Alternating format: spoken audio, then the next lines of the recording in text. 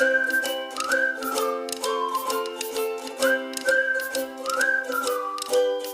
बच्चों, today we will learn class 9 math chapter 2 exercise 2.4 question number 15 and 16। बच्चों, इस video में हम क्या करेंगे, एक्सरसाइज 2.4 के क्वेश्चन नंबर 15 और 16 को सॉल्व करेंगे और समझेंगे। तो देखते हैं बच्चे क्वेश्चन नंबर 15 बोल क्या रहा है। क्वेश्चन नंबर 15 है, give possible expression for the length and breadth of each of the following rectangle. मतलब कि ये क्या है, रेक्टेंगल का ना एरिया दिया हुआ है और आपको बताना है ना कि इसका लेंथ या और ब्रेथ क्या क्या पॉसिबल हो सकता है। तो देखिए, आपको मैं सॉल्व करवाता हूँ और समझाता हूँ।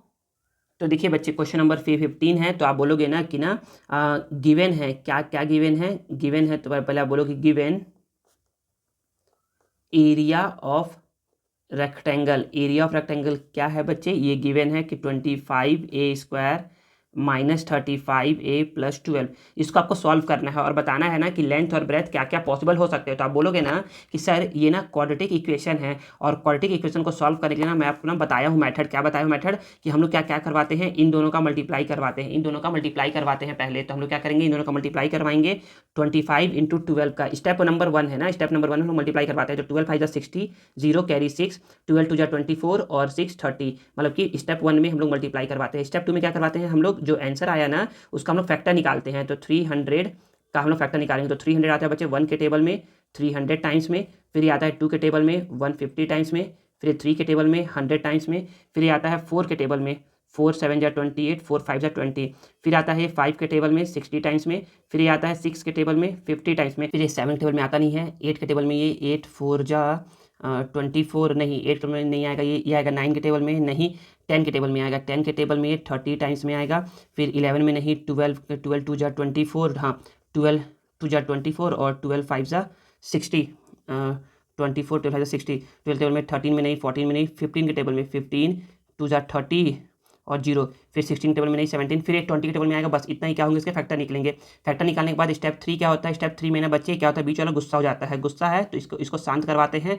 तो 35 लेकर के आना है। तो इन सभी फैक्टर की हेल्प से किससे 35 आएगा, तो आएगा केवल केवल इससे, मतलब कि 20 और 15 को जब आप प्लस करोगे ना तो तब आपका 30 आएगा। तो आप बोल सकते हो कि यहाँ पर ये 25a² को 25a² लिख दिए, माइनस को माइनस, 35 को लिख सकते हैं 20 + 15, ए को ए, 12 को 12। अब देखिए जरा यहाँ पर देखिएगा ना, यहाँ से सॉल्व करवा रहा हूँ। 25a² को 25a² माइनस को माइनस, ए को मल्टीप्लाई करवा दो तो ये हो जाएगा 20a + 15a, और यहाँ पर 12 तो था ही।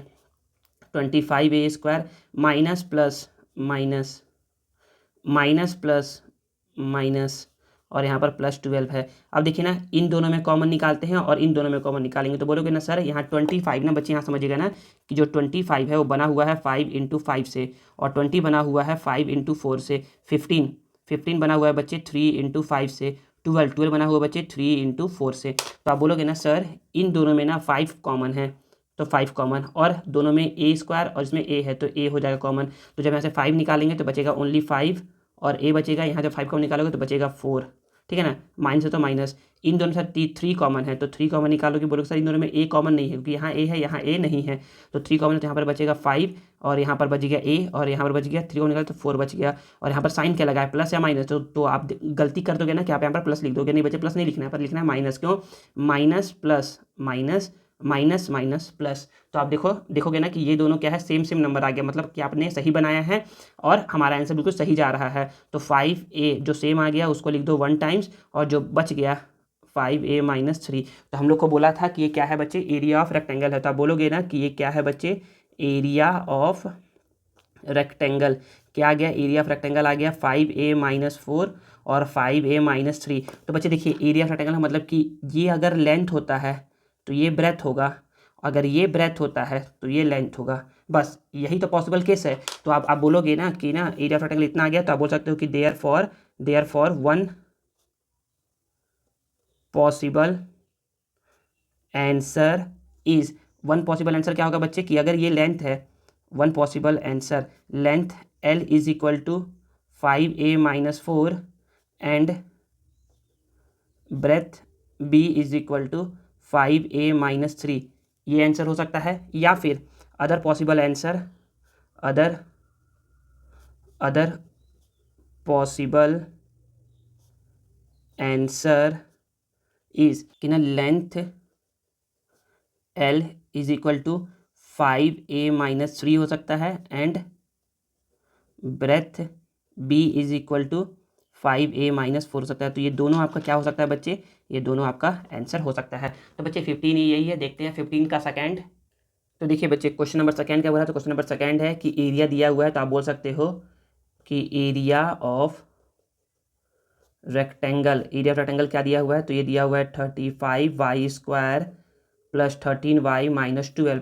तो आप बोलोगे 35y² 35y² लिख दिए, प्लस को प्लस 13 को क्या लिखे y-12। तो आप बोलोगे ना कि ना यहाँ पर समझिएगा कि ना स्टेप नंबर 1 क्या होता है, स्टेप नंबर 1 होता है ये कि हम लोग 35 को 12 से मल्टीप्लाई करवाएंगे। तो 12 5 60, 0 कैरी 6, 12 3 36, 36 और 6 2 420 आ गया। स्टेप 2 क्या होता है, 420 का निकालना है फैक्टर आपको। तो बोलो कि 1 × 420, फिर आता है 2 के टेबल में 2 2 जा 4 1 0, फिर 3 के टेबल में आएगा ये यस 3 के टेबल में, तो 3 1 जा 3 3 4 जा 140 टाइम्स में, 4 के टेबल में यस 4 1 जा 4 0 5 5 के टेबल में यस 5 के टेबल में आ जाएगा ये 5 इंटू 5 8 जा 40 और 5 4 जा 20, फिर 6 के टेबल में यस 6 के टेबल में 6 7 जा 0 टाइम्स में, 7 के टेबल में 60 टाइम्स में, 8 के टेबल में 8 1 जा 8 8 8 5 जा 40 और 2 0 नहीं आएगा टेबल में, 9 के टेबल में ये नहीं आएगा, 10 के टेबल में 10 के टेबल में 420 टाइम्स में, 11 के टेबल में नहीं आएगा, 12 2 जा 24, 12 3 जा 36 हाँ, 12 के टेबल में 12 3 जा 36 और 12 5 जा फिर 14 के टेबल में 14 30 टाइम्स में, फिर 15 के टेबल में 15 28 टाइम्स में। फिर तो बच्चे ऐसे क्या करोगे आप निकालोगे। और स्टेप 3 क्या होता है, स्टेप 3 ये होता है ना कि देखिए जब ऐसा किया तो ना ये गुस्सा हो गया 13, तो आपको 13 लेकर के आना है। तो 13 कैसे आएगा, तो आप बोलोगे ना कि इन सभी फैक्टर की हेल्प से आप इसकी हेल्प से 13 लेकर के आओगे। तो आप बोलोगे कि यहाँ पर लिख सकते हो 28 - 15। बच्चे क्या करते हैं, बच्चे लिखते हैं 15 - 28। ये बच्चे बिल्कुल गलत है, अगर आप ऐसा लिखोगे तो इसका आंसर -13 आएगा। आपको लिखना है 28 - 15 लिखना है, क्या लिखना है 28 - 15। तो आप यहाँ पर बोलोगे कि यहाँ पर क्या है बच्चे 28 - 15। तो आप बोलोगे कि 35y² हो गया और प्लस 28y - 15y और -12।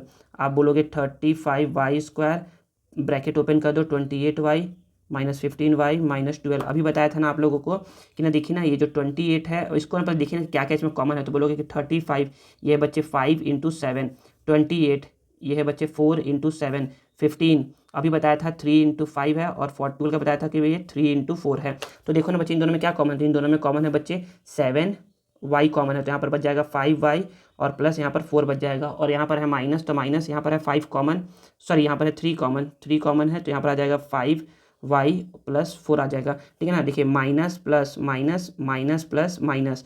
तो आप बोलोगे कि जो सेम आया है मतलब कि आपने बिल्कुल सही बनाया है, और जो सेम आया है उसको लिखते हैं हम लोग एक बार 5y + 4, जो डिफरेंट है या जो बच गया 5y - 3 इसको एक बार। तो देखिए बच्चे अगर ये लेंथ है तो ये ब्रेथ होगा, अगर ये ब्रेथ है तो ये लेंथ होगा। तो जैसे आपने यहाँ पर लिखा था वैसे ही आप यहाँ पर भी लिख सकते हैं कि therefore one possible answer is, length अगर 5y + 4 है ना देन ब्रेथ क्या हो जाएगा 7y - 3 और अदर पॉसिबल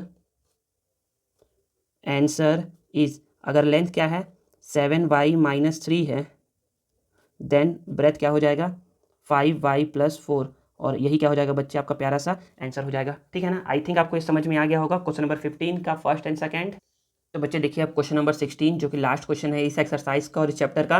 तो बच्चे क्वेश्चन नंबर 16 क्या है, तो what are the possible expression, क्या क्या पॉसिबल एक्सप्रेशन हो सकते हैं for the dimension of the cuboid, मतलब कि क्यूबॉइड का डायमेंशन दिया गया है। क्यूबॉइड डायमेंशन क्या है, यहाँ पर वॉल्यूम दिया गया है।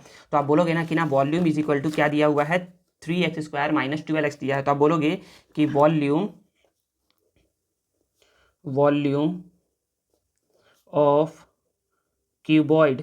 ऑफ क्यूबॉइड कितना दिया है 3x² - 12x दिया हुआ है। तो आप बोलोगे ना सर यहाँ पर भी 3 है, यहाँ पर भी 3 है, कैसे सर 3 है यहाँ पर, तो देखिए 3 है मतलब कि ये 1 × 3 है, 12 है मतलब कि ये 3 × 4 है। तो आप बोलोगे सर यहाँ पर भी 3 है तो यहाँ पर 3 कॉमन ले लिए, यहाँ पर x है यहाँ पर भी x है तो यहाँ कॉमन ले लो, तो ये हो जाएगा बच जाएगा यहाँ पर x और यहाँ पर बच जाएगा बच्चे 4 बच जाएगा। तो आप बोलोगे ना कि ये क्या है बच्चे वॉल्यूम ऑफ क्यूबॉइड है। तो वॉल्यूम ऑफ क्यूबॉइड होता क्या है, ये होता है बच्चे लेंथ ब्रेथ इंटू हाइट होता है LBH। अगर देखिए ना अब समझिए ना बच्चे कि यहाँ पर लिखा अगर ये लेंथ है ना तो ये ब्रेथ होगा और ये हाइट होगा, और अगर क्या है ये ब्रेथ है तो ये लेंथ होगा और ये हाइट होगा। अगर ये हाइट है तो ये लेंथ होगा, ये ब्रेथ होगा, या कुछ भी हो सकता है। तो बच्चे हम लोग को इतना पूरा नहीं लिखना है, आप सिंपल सा बस इतना बोलिएगा ना, कितना पूरा नहीं लिखोगे तो आप बोलोगे सिंपल सा कि one possible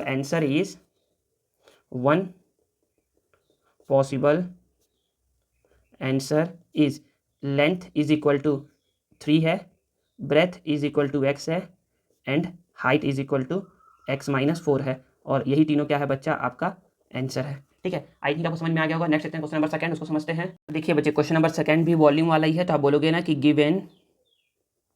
given volume of cuboid, क्या गिवन है, ये गिवन है 12k² प्लस 8k-20k। तो बच्चे जब आप देखोगे ना तो पता ही चलेगा ना कि ना 12 बना हुआ है बच्चे 3 × 4 से 8 बना हुआ बच्चे 2 × 4 से 20 बना हुआ बच्चे 5 × 4 से। तो ना सब में क्या है बच्चे, सब में क्या है 4 कॉमन आ रहा है, और सब में क्या है बच्चे k है, तो k कॉमन निकाल लो। तो यहाँ से 4 कॉमन निकालोगे तो यहाँ बच जाएगा 3y², यहाँ बच जाएगा बच्चे 2k कॉमन निकल गया तो y, और यहाँ बच गया बच्चे -5। अब क्या करेंगे बच्चे, देखो ये है बच्चे क्वाड्रेटिक इक्वेशन को सॉल्व कैसे करेंगे। तो अभी आप लोग को बताया हूँ ना बच्चे कि ना देखिए स्टेप 1 क्या है। स्टेप 1 में ना आप बोलोगे ना कि स्टेप 1 में हम लोग क्या करते हैं, इन दोनों का मल्टीप्लाई करवाते हैं, 3 × 5 15। स्टेप 2 में क्या रहता है बच्चे, जो आंसर आता है उसका निकालते हैं फैक्टर, तो 1 × 15 3 × 5। स्टेप 3 में क्या होता है बच्चे, ये गुस्सा हो जाता है, 2 लेकर के आना है, आएगा 2 5 - 3 करके। तो आप बोलोगे कि ये लिखाया हुआ है 4k, ये है 3y² प्लस 2 को लिख सकते हो आप 5 - 3, यहाँ y और यहाँ -5। 4k को 4k लिख दिए, यहाँ पर 3y², इसको मल्टीप्लाई करवाओगे 5y - 3y, और यहाँ पर -5 तो पहले से था ही। इन दोनों में कॉमन, इन दोनों में कॉमन, तो 4k को 4k लिख दिए। यहाँ पर देखिए ना दोनों में कॉमन क्या दिख रहा है, बस y कॉमन दिख रहा है, तो बोलोगे y कॉमन निकाल लेते हैं। तो यहाँ बच जाएगा 3y + 5। इन दोनों में -1 कॉमन दिख रहा है, कुछ कॉमन नहीं है तो -1 कॉमन है, तो यहाँ से 3y + 5। ठीक है ना, बोलोगे कि दोनों क्या है, क्या सेम आया है, इट मीन्स हम लोगों ने सही बनाया है। तो यहाँ पर आ जाएगा बच्चे, जो सेम आता है उसको लिखते हैं हम लोग एक बार, और जो बच गया उसको लिखते हैं एक बार। अब ब्रैकेट को खोल दो, तो ये 4k × 3y + 5, और यहाँ पर y -1। तो आप बोलोगे ना कि अगर ये लेंथ है तो ये ब्रेथ होगा और ये हाइट होगा। एक पॉसिबल आंसर ये हो सकता है। तो आप बोल सकते हो यहाँ पर कि one possible answer is length is equal to 4k, breadth is equal to 3y + 5, and height is equal to y -1। और यही क्या है बच्चे, आपका प्यारा सा आंसर है। तो बच्चे यहाँ पर क्या होता है, यहाँ पर हमारा क्वेश्चन नंबर 15 और 16 क्या होता है बच्चे, ओवर होता है। आई होप आपको ये 15 और 16 समझ में आया होगा। तो बच्चे देखिए ना, इसके बाद क्या होगा, इसके बाद ना आगे वीडियो में ना आप लोग को ना एक्सरसाइज 2.4 का जो भी मैंने पढ़ाया है ना पिछले कुछ दिनों में, तो उन सभी का क्या होगा, आपको नोट्स प्रोवाइड होगा। आप लोग उसको सेव करके रख सकते हो अपने फर्दर स्टडीज़ के लिए।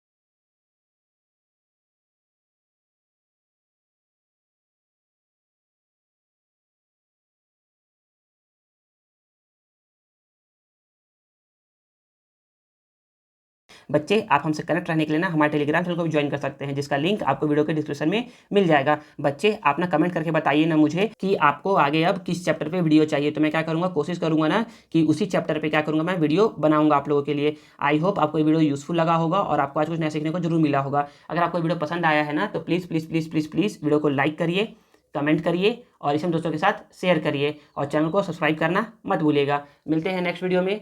Thank you.